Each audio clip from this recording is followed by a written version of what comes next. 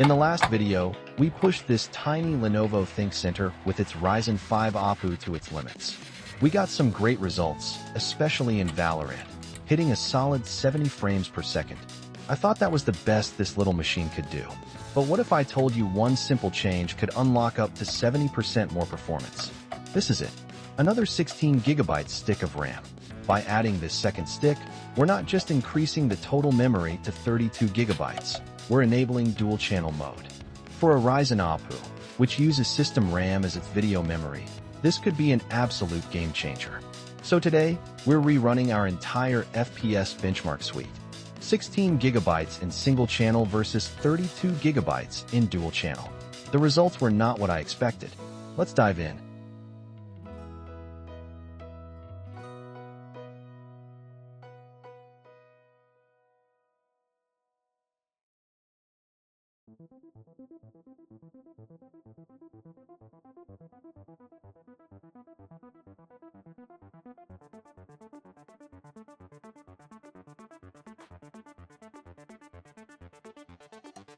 Let's kick things off with the most dramatic result of the day, Valorant.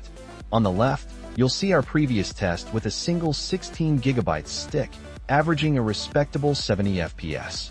It was smooth, playable, and I was happy with it. But now, look at the right. With 32GB in dual-channel mode, the performance is in a completely different league. We're now averaging a staggering 120 frames per second. In some areas, it's pushing even higher.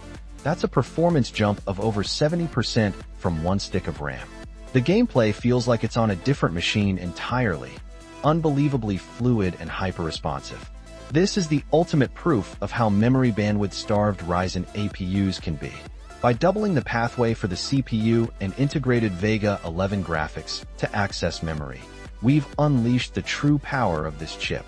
For a competitive title like Valorant, this upgrade transforms the PC from good enough to genuinely excellent. Verdict: a night and day difference. This is a must-do upgrade for any Valorant player on an APU.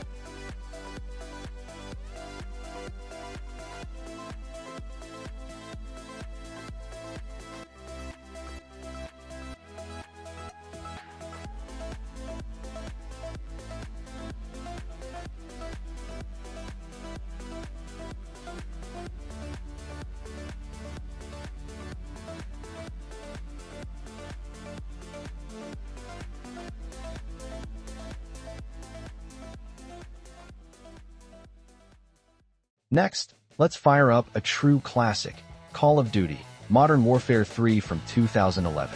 This game is legendary for its fast-paced action and is still beloved today. It's a perfect test to see how this budget APU handles one of the most optimized and popular shooters of all time. Again, we're at 1080p with all settings on low. In our single-channel test, the game already ran beautifully, averaging a very solid 75 FPS. The experience was fluid and nostalgic. But could dual-channel RAM make it even better? And the answer is a resounding yes. With the dual-channel upgrade, the average frame rate has climbed to a consistent 85 FPS. While it's not the massive leap we saw in Valorant, it's still a very noticeable boost that pushes the gameplay into an even smoother territory. The most important improvement is the stability. The frame rate is incredibly steady, providing an exceptionally consistent experience, which is crucial in the chaotic multiplayer of MW3. This little ThinkCentre doesn't just play Modern Warfare 3, it masters it.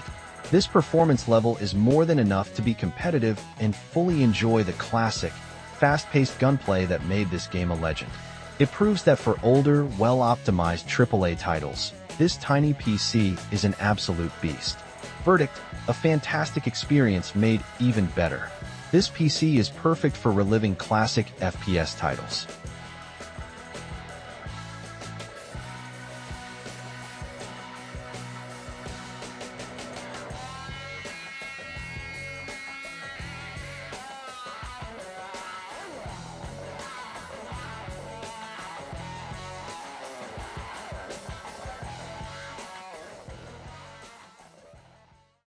Now for a game that was completely unplayable in our first test, Metro 2033. With a single stick of RAM, it was a choppy mess, averaging only 22 FPS. It was impossible to enjoy the game's incredible atmosphere. But with dual-channel RAM, we see a fascinating change. The frame rate now hovers between 30 and 35 FPS. This is a huge deal. While it's not high refresh rate gaming, it crosses that critical threshold from a stuttering slideshow into a stable, console-like experience. For a single-player, story-driven game, 30 FPS is perfectly playable. The game finally feels smooth enough to be immersive, transformed from unplayable to playable. The upgrade literally makes this game an option.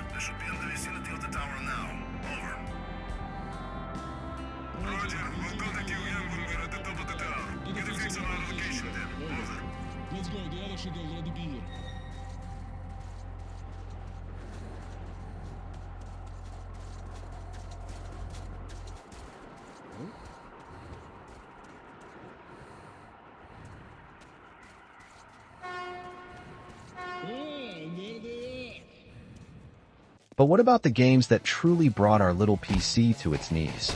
Let's start with Counter-Strike 2. In our first test, it struggled at around 30 FPS. With dual-channel RAM, it's still struggling at around 30 FPS.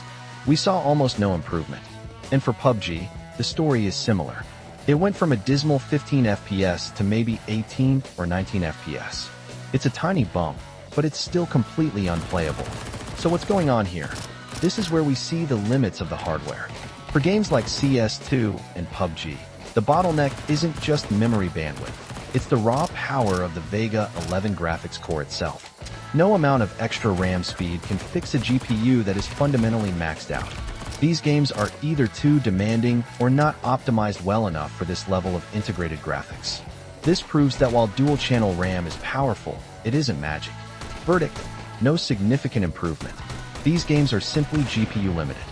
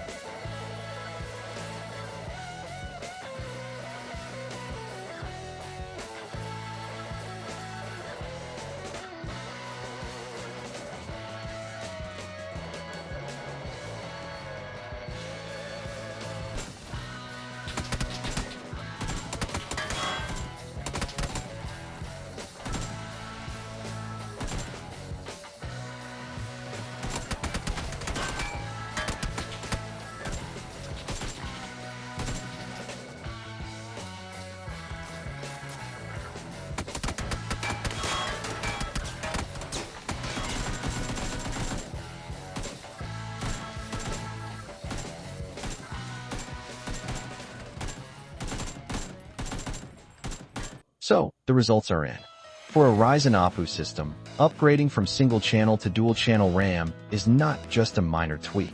It is the single most important performance upgrade you can make. As you can see from my system info, I'm even using two completely different brands of RAM. The motherboard automatically matched their speeds and timings, and it works flawlessly.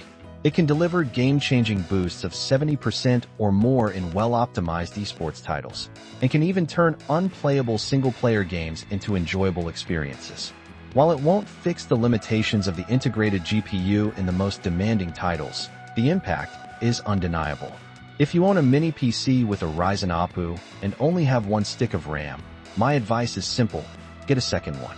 It's the cheapest and most effective way to unlock the true gaming potential hidden inside these incredible little machines. Thanks for watching.